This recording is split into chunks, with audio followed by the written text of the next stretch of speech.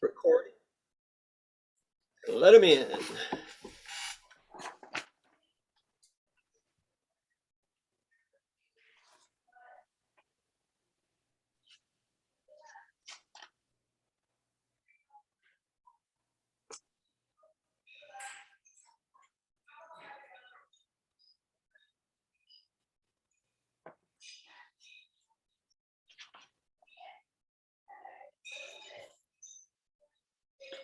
And we're back to the Fly by the Seat of Your Pants Winter Bird Festival. Hey, Bob, do you have that Fly by the Seat of Your Pants logo up there? Because, we need to see that. We've just been fooling around with Jack Laws's logo because you know what? We're just doing whatever we can to make something happen. And we're glad you're joining us. I hope you enjoyed that last one. And this time we have John Muir Laws or Jack Laws presenting again. And today it's going to be talking about birders and journals. So we're looking forward to that. But before we start, a couple of normal housekeeping things, and that is everybody's muted, and we may do the chat and the raise hand function later on in the program. If Jack's got some time and he wants to get some interaction with everybody, he'll let everybody know, and he'll unmute you, and you can chit chat with him on some questions later on.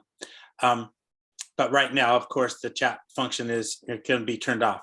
By the way, we are recording all of these things, and we've got some of them ready to go up to our website.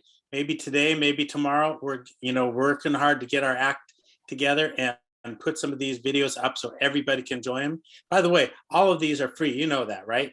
But we are trying to raise some money so we can have a bird festival next year and develop the things that we need to develop. And to do that takes a few donations. So while you and all your friends are welcome to come on these free, if you are able and willing, you can drop a donation either in the mail, or you can go to the website. And right here, as you look at the screen, if you want to put something in the mail, the address there is in the bottom left. If you want to donate online, bottom right, morrowbaybirdfestival.org. Or if you have one of those newfangled phones and you can just scan those QR codes, you can make donations right there. I just want to say I'm impressed with the generosity of people who are trying to help us live to bird another day in an in-person festival next year. We've had people donate $500, $1,000. Can you believe that? I can't do $1,000. I can do 5, 10, 20. So do whatever you can. And we've got several $1,000s donated already. And you know what? We're going to have a great bird festival next year. And I'm looking forward to having you and everybody out with us together. Again, this is being recorded. So if you're eating a piece of chocolate pie, please turn off your video because we don't necessarily want to have that recorded for everybody to see. Okay, so we're going to get started with Jack Laws. So Jack, as you know, is a scientist. He's an educator. He's an author. And his real goal in life is to help people forge a deeper and more personal connection with nature, specifically through keeping illustrated nature journals and understanding science. He's worked with this group and that group and the other group, and if you really care, you can go look it up someplace, but I want to give him the time to actually talk and teach us something. So Jack, I would like to learn some techniques and some routines to help me become a better birder and turn some of these skills into part of my everyday life. Can you help me with that? Well, I'm glad you're here, because that's exactly what we're up to. Also want to just welcome everybody to this iteration of our Seat of the Pants Bird Festival. And again, if it is possible to make a donation to support the festival, they took a huge hit by canceling the event to keep everybody safe. They did everything they could to kind of keep it going, short of endangering our community. So just great respect to the festival team and the Morrow Coast Audubon Society for what they're doing to connect to this community and to keep us safe. And I really want to encourage people to make a donation to keep them going. It's a really, really good project. I want to talk to you today about some strategies to get your own personal journaling process going. excuse me,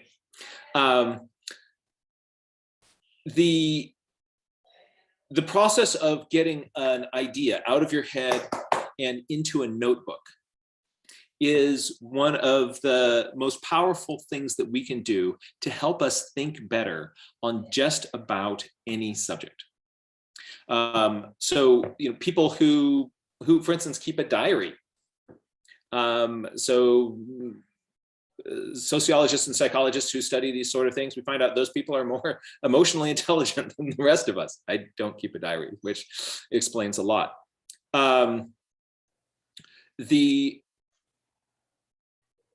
Your brain can only hold a little bit of information at any one time. I think, around 7 or so different little ideas or thoughts, plus or minus 2.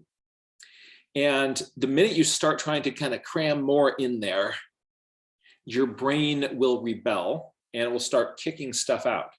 And also, if you're trying to remember something, your ability to do, our human ability to multitask is absolutely terrible. And what we find that the more that we are multitasking, that is trying to do 2 separate things with our brains. Hey, that's 4. There we go. That our ability to do any one of those things plummets. So all you have to do is, have somebody try to remember a short string of numbers, and their ability on all sorts of tasks, including social emotional stuff, like taking care of other people. We can't do it. So if you are out there birding and you notice something really interesting, you think, oh, that's so cool, I got to remember that. Well, you start doing other things and those ideas, they get swamped out. But what you do with the journal is you're out there, something neat happens and you get it out of here and into the journal, out of here and into the journal. And what happens when you do that is you're able to, on that day out in the field, collect so much more stuff for your brain to play with. And if writing is your go-to mode of recording information, your journal can be mostly writing. If drawing pictures is your go-to mode, your journal can be mostly drawing. But what I find works the best, I encourage people that start with whatever your sort of safety zone is, like whatever your comfort zone is. Like if your comfort zone is, I really like, well, for me, I feel most comfortable drawing pictures. So I put in a bunch of pictures, but I know that if I also record part of my observations with words, I'm gonna be able to get so much more of the picture. Sometimes a picture is worth 1,000 words. Sometimes a few words just do so much more and can flesh something out. So what you want to do is intentionally use both. The part of your brain that thinks with pictures is different than the part of your brain that thinks with words. So if you're intentionally getting both of those together, you have more resources to bring to bear on whatever you're looking at. So my major strategy is that I'm going out and I'm looking for beauty and wonder. So little micro moments of like, oh, wow, that's really weird, that's cool. So it doesn't have to be like a super mystery, but something interesting, something weird. So anything interesting, whoop, goes into the journal. And anything that's beautiful goes in the journal. So that means birds, hey, they're interesting and they're beautiful. Birds, like bird. Birds are absolutely great. But I also might encourage people to not just restrict it to birds. You can also think, like, if you see something else that's cool going on, don't think like this is my journal for flirting, writing stuff about birds. Anything that is really kind of bringing you alive, capture that in the pages of your journal. That process of documenting it and describing it will slow you down and help you notice details that you otherwise would miss. And in addition to this, it's going to radically improve your memory of those sorts of things. In one form or another, we all are already kind of keeping a sort of using this process of getting things out of our head, but often not in our nature study. So you'll go out with your nature study binoculars, But in another kind of key part of your life, your day-to-day life, a lot of us are essentially using some of the tools of journaling. I'm going to go over to my gallery view so I can see people's faces. All right.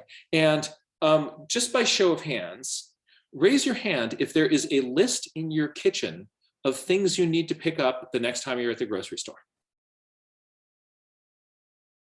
All right. Interesting. Yep. A lot of us have that. A lot of us have that. Right. The reason that we have that is because it works. It works really well. Right. If you're trying to remember that, you know, gotta get salt. I need salt. I really need salt. When you sit down at the table, you go like, ooh, we forgot the salt. We need salt. But if you just walk into the grocery store and you don't have a list, it's hard to remember those things that you really needed to pick up.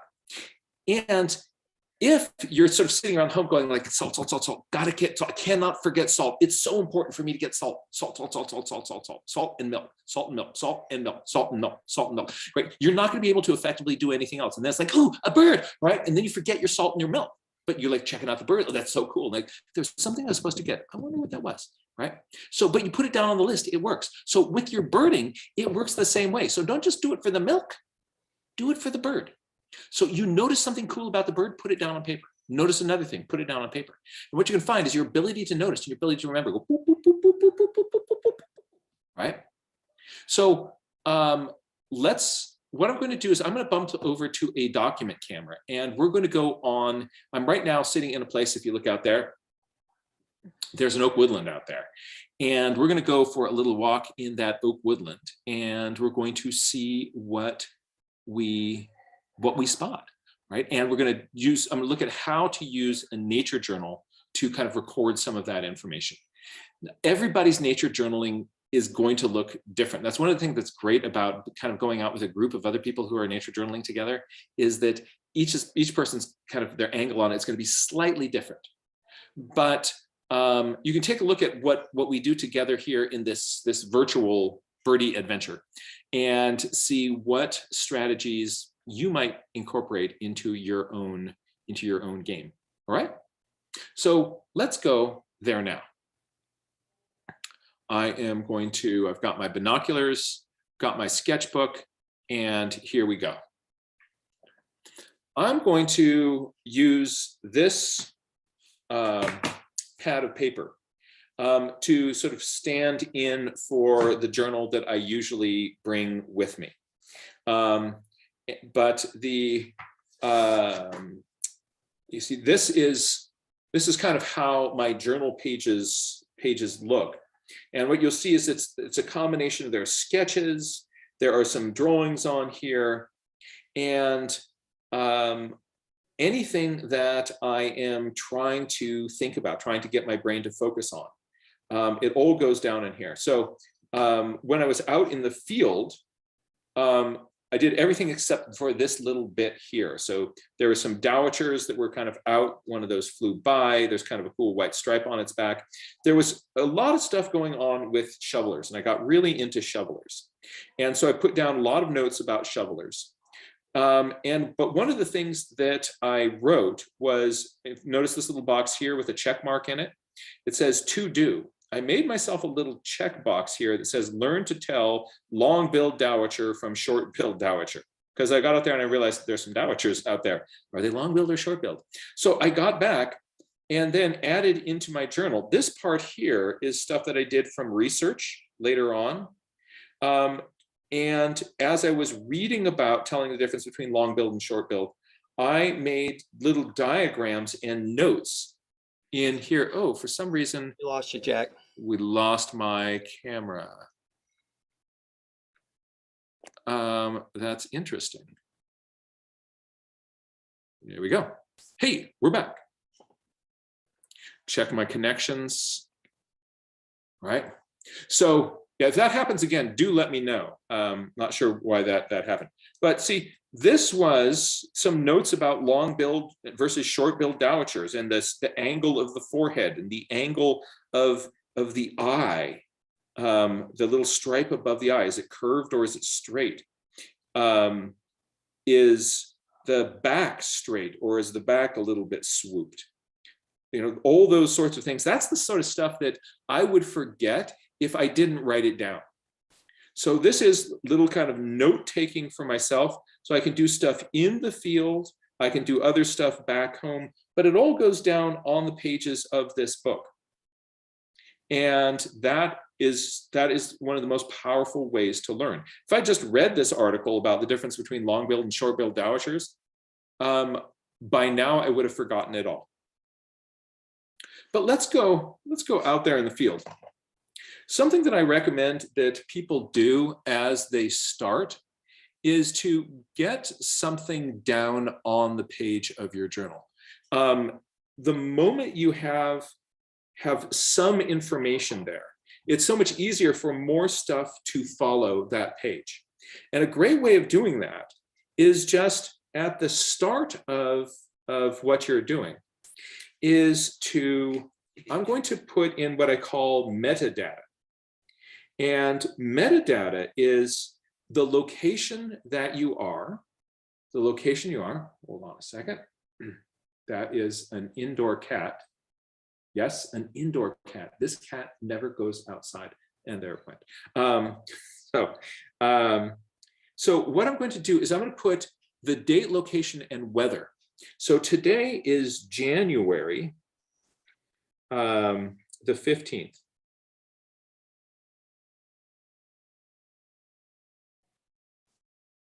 And you can do this in big bubble letters if you want to. Or you can just write a little note down on the bottom of the page. But sometimes if, the reason it's kind of neat sometimes to do this, oh, that ended up being like a J.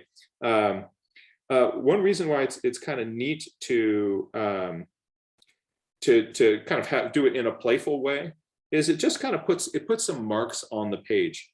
And this is 2020. And I'm at the Santa Lucia Preserve.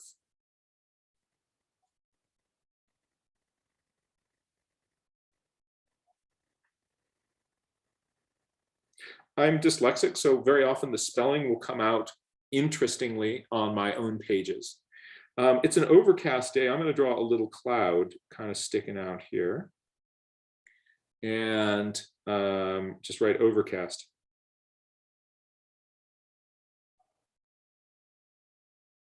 All right. I now have, and it is, I'm going to start, it's about 1 o'clock. So you see what I've done is I've essentially date stamped and geo-referenced my page. All the rest of the information that comes down on this page from this point on is going to then be data. Like some notes about birds are just some note about birds. Oh, that's right. Somebody pointed out it's not 2020. It's fun being dyslexic. I actually have a card in my wallet that has my my telephone number on it in case I forget. We can put in a 2 there. So we're not time traveling here today.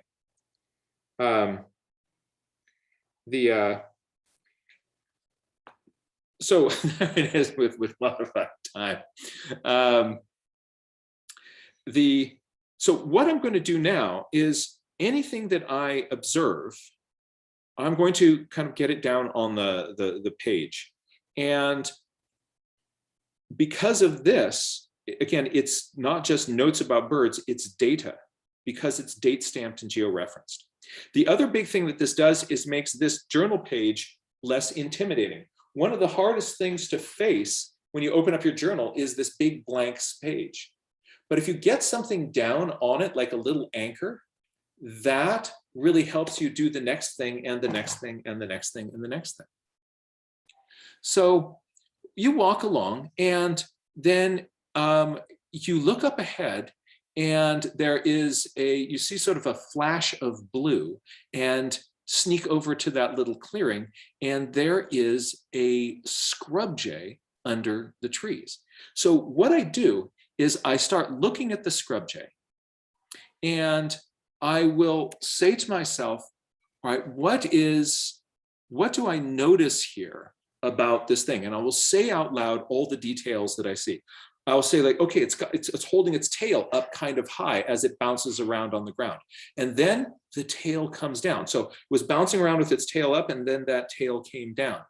And then, it's got, okay, it's getting it's got an acorn. Yes, that's an acorn. It's got an acorn in its bill, and it's hopping around. It has an acorn in its bill, and it's bouncing, and it just put the acorn down. I thought I was going to bury it, but what went on with that? So that's weird. So I just noticed something that is strange. There's actually a scrub jay out here, and it's got an acorn, and it picked up an acorn, and it put its acorn down. So what I do is I'm going to take some notes about that. I could write down scrub jay found acorn, bounced around with it a couple of hops, and then put it down. Can it tell like this was a bad acorn, or what's going on with my scrub jay? Another way of doing that is I'm going to draw a little sketch of it. So since this is being a cooperative bird, I'm going to make a little sketch. And often what I'll do is I'll start with just sort of the line along the back of the bird. There's going to be my bird. It's going to have a big tail. It's going to have a head somewhere in here. I will often start one of my sketches with a light colored pencil. And then I will go over that with a darker pencil. But I can make these sort of, if I use a light colored pencil, I can make these sort of scribbly drawings that kind of give me the basic shape of what I'm doing. All right, so it was bouncing around. Actually, let's draw a little, there's a little jay over here, and I want to show that it's going kind of bounce, bounce, bounce along the ground.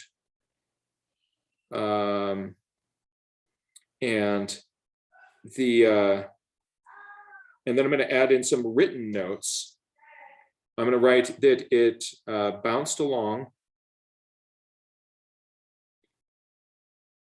with an acorn, and that is from a coast live oak.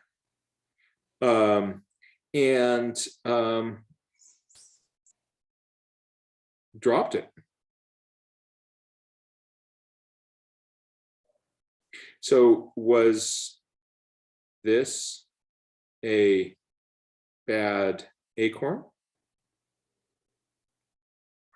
Can they tell somehow? I don't know. See, it's neat. When you look for the little things that you didn't expect, these little micro surprises are really, really fun. And now what I'm going to do is I'm going to kind of flesh out my sketch here. The jay is actually now flown up to a little branch and is just sitting up there. So actually I can take advantage of the fact that it is now up on that branch, and we'll just sort of make a little, I'm going to do sort of the angle on the back of the jay. It's got a head that is up like that. And its tail sticks straight down. That's something my dad always would point out to me, how the jay tails always seem to be kind of just really pointing down. Very kind of vertical posture on a jay that you get. So let me just put a little bit more into this. So it's got a white eyebrow. I'm going to just make a few kind of quick doodles on this. There's dark on its cheek. There's white above its eye. There's a big white throat with a little bit of a collar. There's blue on its back. There is kind of a gray back, gray brown. This part's blue. This part is white. This is dingy. So I can add little color notes right on top of my jay. And you'd think that that would like, oh no, you're going to mess up a drawing or something, but it ends up looking really cool having all of your notes right there on top there. So here's my little Jay's eyeball. And tomorrow we'll be doing a little class that will be all about kind of drawing birds and how to draw them in the field a little bit more quickly. And we'll be giving you a lot of those little hints. But learning to draw birds is something that you can do. And it's really fun. It's a great addition to your birding, just like becoming a photographer. That process will kind of slow you down and help you notice things about the birds that you otherwise wouldn't have seen. And let's see, here's the tail. So let's start a tail up.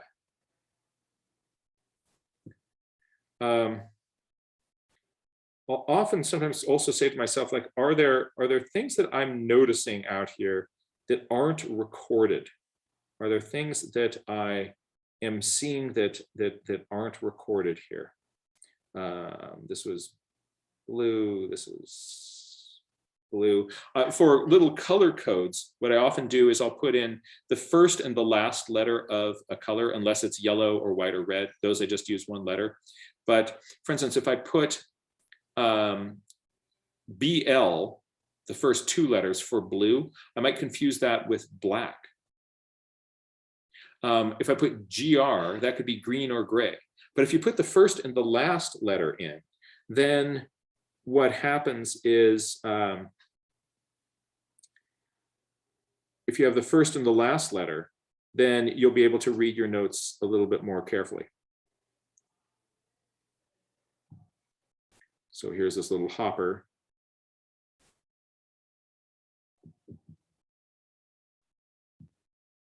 And it hops.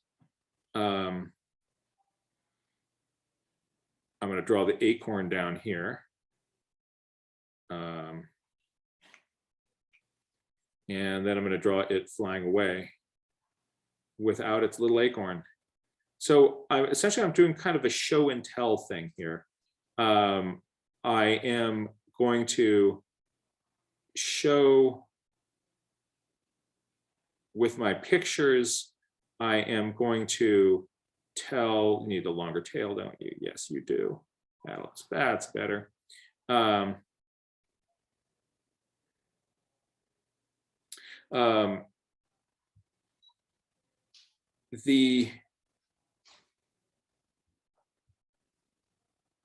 If you use those both together, that makes a big difference.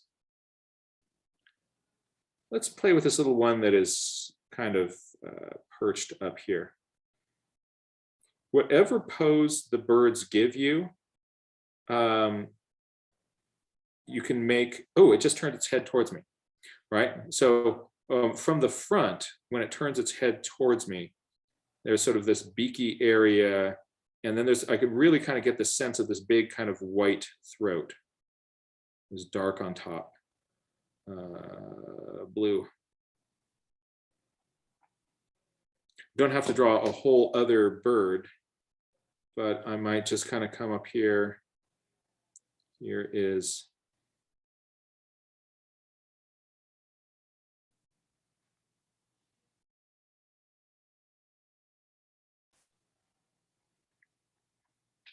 so from the front, that was kind of neat. I kind of really got this sense of this, the real contrasty. The throat is much whiter than there's more contrast with that throat and that belly than I thought there was.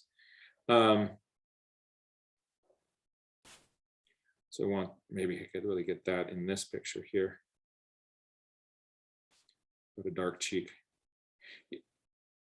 As I sketch, something that's really wonderful about this process is that it gets me to look back again and again at the bird.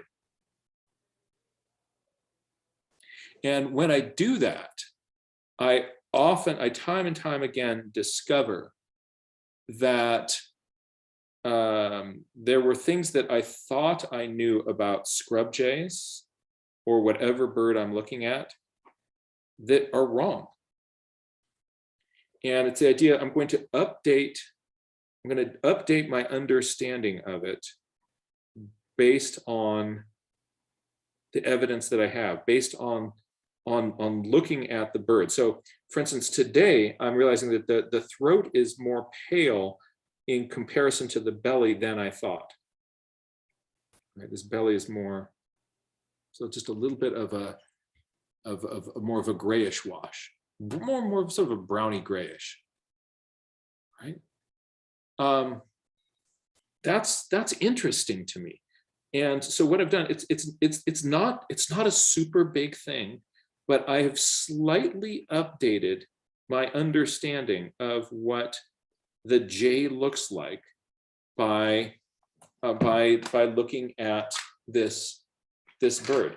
And that's incredibly powerful. If you start keeping a journal and you have some sketches and things in it, adding some color in is a ton of fun. So you can either use a small set of colored pencils, and that's probably the easiest way to start. Another way of doing that is with watercolor. But watercolor, there's a little bit more of a learning curve. So I don't really recommend that people start with watercolor. But later on, when you get more comfortable with it, it ends up being a really fast way of getting information from the bird onto that piece of paper.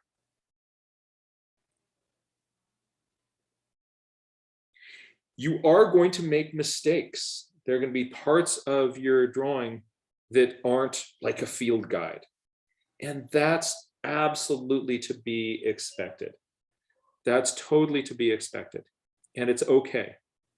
And when that happens, you may not notice. And so it doesn't make any difference. But if you do later on realize like, oh, that wasn't a kind of an accurate thing, that's okay. This is just, you're out there with the birds and you're doing your best to see, to observe, to learn. If you come away from this experience with some little new thing, there's something that you now understand about the jay that you didn't before, something that you noticed that you otherwise that you haven't seen on your other on your other hikes and rambles. That's a really good thing. That's a really good thing. And so you constantly look for these opportunities to update your priors, to update what you thought was going on with sort of refresh that in the well of what the bird is really doing. If I'm not having to sketch something, I don't look at it as carefully. But if I have to make a little drawing, then, or put down notes about something, then I will pay a completely different level of attention. I think I'm going to put a little bit of dusky underneath. That's too dark. Right? Yeah, it does have a darker belly, but not that dark. So that wasn't done on purpose. That's a mistake, right? So I'm just gonna make a little note. Not that dark. Not that dark. But how dark? How dark? Well, let's try to get a little bit more water on the brush. Maybe, yeah, like that.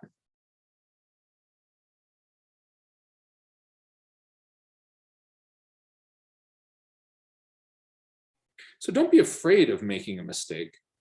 Each mistake in this context is an opportunity for learning. So big question here today. is I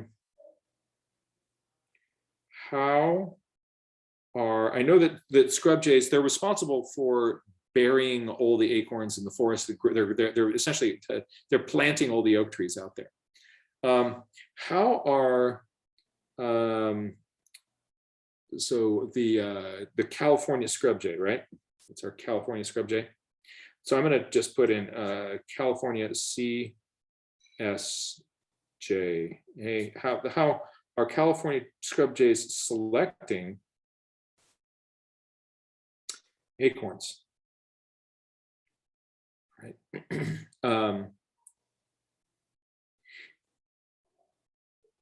Can they tell a bad one? Just sitting there. Is it watching me?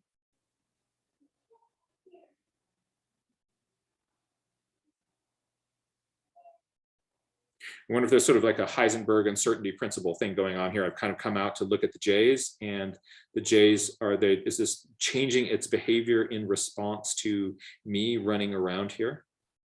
Oh, actually there's a second jay. So there's, I'm gonna write here, there's a second jay. This one isn't chasing it away or anything. I wonder if there's a relationship between second jay within, we're about 10 meters apart. Are they a pair?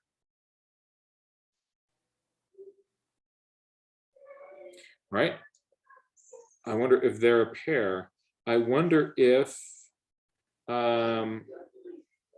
our California scrub jay monogamous? When do they pair?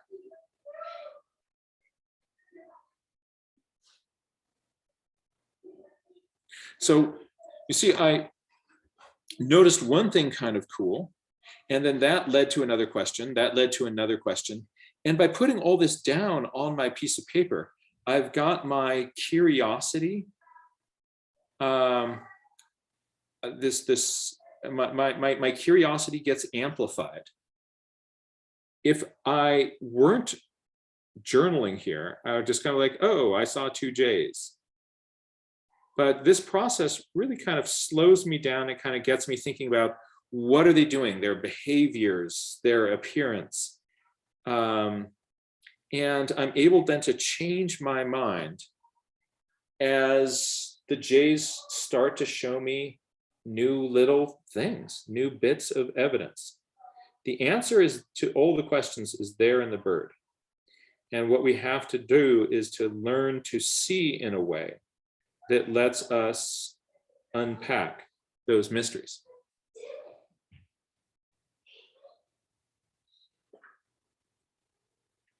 So this is kind of a quick little glimpse into what nature journaling can look like.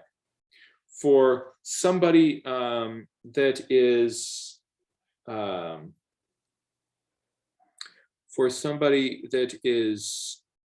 again, more of a visual person, there probably will be more pictures. For somebody who likes words better, it's going to be more words. But the process is incredibly useful for just helping me take my observation and journaling just to the next highest level.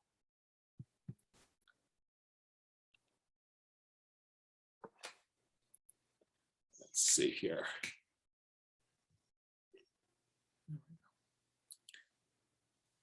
Now,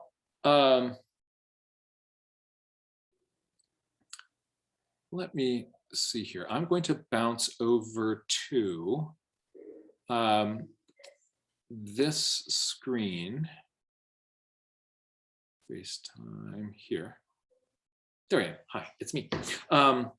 So what I would like to do is just, I'll do a little bit of more kind of journaling with this little scrub jay in a moment. But what I'd like to do is at this point, just kind of to connect with you. If you have a question about this process, I want to invite you to either write that into the chat if you don't feel comfortable asking it in front of other people. Or if you would like to, you can also use the raise hand function. And with the raise hand function, I will see that you've got a question. And what I can do is, if you turn on your screen, I can bring you on live, and you can ask a question about this process. So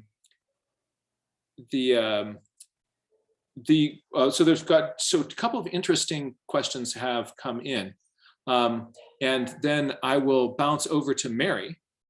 But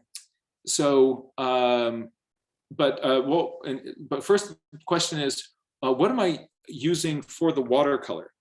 I have a little watercolor kit that I carry with me in the field, and so these are sort of dry watercolors. So I squeeze them in from tubes and then just let them dry.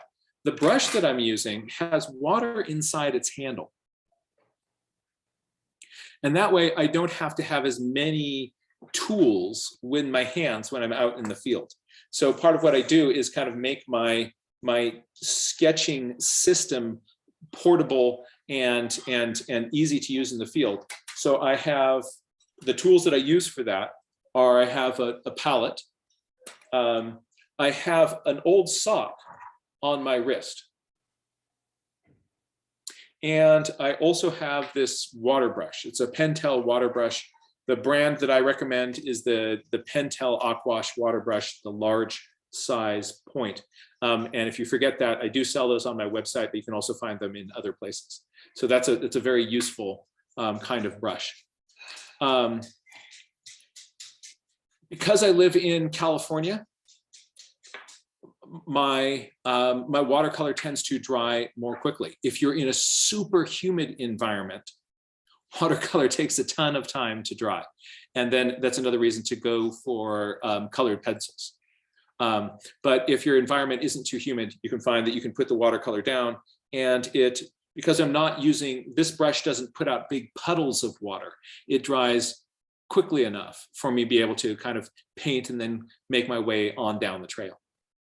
One other question is, what do you do if the birds are not being cooperative? So here in this example, I've got this scrub jay that is just sort of hanging out, going like, hey, I'm a scrub jay. But sometimes, you're walking down the trail and there's a little bird, there's a little thing that just goes zoop across your field of view. What on earth can you possibly, how could you do that? I do not have a photographic memory. So I can carry a couple of ideas in my head for a matter of seconds, and then that image starts to fade. So what I do is I look at the bird and I talk out loud what I see, and then whatever I say sticks in my head longer. If I don't say it, very often I find that I look down at my paper and my brain is kind of gone blank. If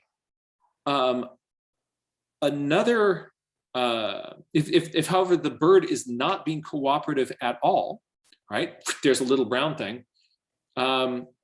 Then what I can do is, write, white crowned sparrow, saw 4, just sort of the way which we normally do. That you can kind of just say, like, I saw this bird, or there was a little brown flash that went across the trail. You could write, little brown flash flew across the trail. I have no idea what it is. But if you can't see it, don't expect yourself to kind of have some kind of magical birder eyes. However, the longer you stick around, and are still, the birds around you will become more still, calm, and quiet. And they kind of get used to you being there. So something that's neat about this process is because the journaling gets you to be still, the birds will actually be more cooperative. When you first walk out into the forest or to the edge of the clearing, think of like that scene in Bambi where man has come to the forest, where all the birds are flying away. And essentially there's this bubble of disturbance that you carry around with you. And everywhere you go, this bubble is preceding you. The more that you are still and quiet, the more that this bubble starts to shrink and to shrink and to shrink. And the animals start to come out at the periphery. And that's the power of, one of the powers of journaling, is that it gets you to be still and quiet. And then you let the animals come to you. I'm going to bounce over to Mary and then to Laura. Jack, we're getting close on time too. Oh, how did that happen? Mary, you can now unmute, and I'm going to add you into my spotlight. Hey, thank you so much for being here with us today. Yeah, thank you for being here, Jack. Quickly, my question is, how would you document in your journal bird language? I know Melinda Nakagawa has this little shorthand way. Yes, doing that's it that great. I adopted. Any other thoughts? Yeah, let me bounce over to the page. And I've got a couple of videos on my website up specifically about this. So if you go to johnmuirlaws.com, type in birdsong into the search bar, and a couple of videos will come up on that. So if, let's say my J is going, yeah, yeah, yeah, yeah, right? Yeah, yeah, right? What I do is, as I listen to the bird, I close my eyes and I listen, and I get my hand to do whatever the bird is doing. I will compose in the air. So if it's a bird that's going, dee doo doo doo doo, I'll be going, and then singing out loud, bee doo boo doo boop. I will try to repeat it back to it. Like it'll sing, I'll sing. So it'll go, bee doo boo doo boop, and then I'll go, bee doo boo doo boop, bee doo boop. So my hand is moving. I'm trying to mimic it with my terrible bird singing voice. I do not have a complex larynx, right? So then we'll use this beetle boodle boop as our example here. Check this out. What I do is I then, on my piece of paper, I go bee doop boo doll boop, and then I go bee do boo dole boop. Lost your camera. If one part of that is louder. Oops, I lost my screen again. That's so weird. What's up with that? So see, there's my beetle doodle boop. All right. So there's my beetle doodle boop. And then I can write that this is low pitched. And it comes from dense shrubs, right? And so I've got my drawing of it, my words put to it, a description of it. Is it musical? This is musical.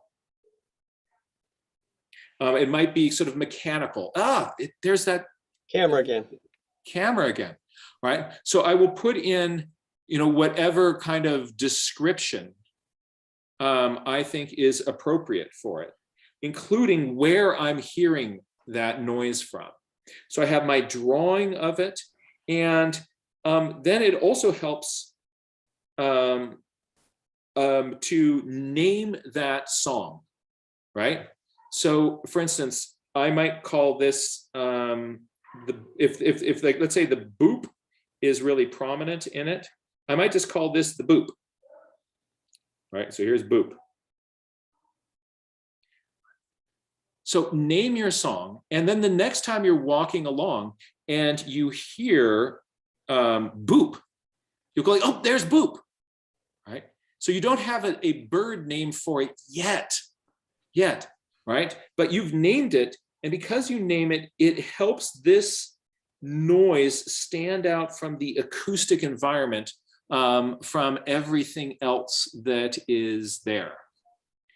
And that would be how I would transcribe. I'm afraid we don't have time for that other song, that other question, but I hope that that was useful. On johnmuirlaws.com, there are hours and hours and hours, more than 100 hours of tutorials and resources for folks to use. There's no paywall, it's all free. I would particularly suggest checking out the blog archives for a list of all the tutorials. But give this a try, and I think you'll find it really enhances your birding. Chris. Hey, Jack, this is Chris again. I really enjoyed that, and I didn't quite get enough. Would it be possible for you to come back tomorrow and maybe do a couple hours straight, like from, I don't know, from like 3 to 4 and 4 to 5? You know, that's an interesting thought. You know, looking at my calendar, it's weird that you should say that because I'm free exactly then. So in the next time we meet, what I'm going to be doing is not so much kind of looking at how I kind of take that observation and kind of paste them together to kind of record an experience in my journal of behavior and these sorts of things. I'm going to be looking at, all right, let's talk nuts and bolts about, like, you want to draw a bird. What's the first line that you put down on the paper? It's moving around. How do you handle that? Right? How can you get these quick bird shapes down on your piece of paper? And so yeah, let's do exactly that, Chris. That sounds like fun to me. Do you have any homework? One thing for me to do between now and tomorrow at 3. Yes, I do. I'm going to suggest that you probably have something. Most people have piles of little journals sitting around their house. What I want you to do is to choose one of them that is going to be your journal going forward for this next little period of time, as large as you will realistically bring with you into the field. You get too large, and then you just leave it at home. Too small, it actually cramps your thinking. It cramps your thinking. And so what you want to do is to go as large as you'd realistically bring with you, and write in the front of it, if lost, please contact, and then write your contact information.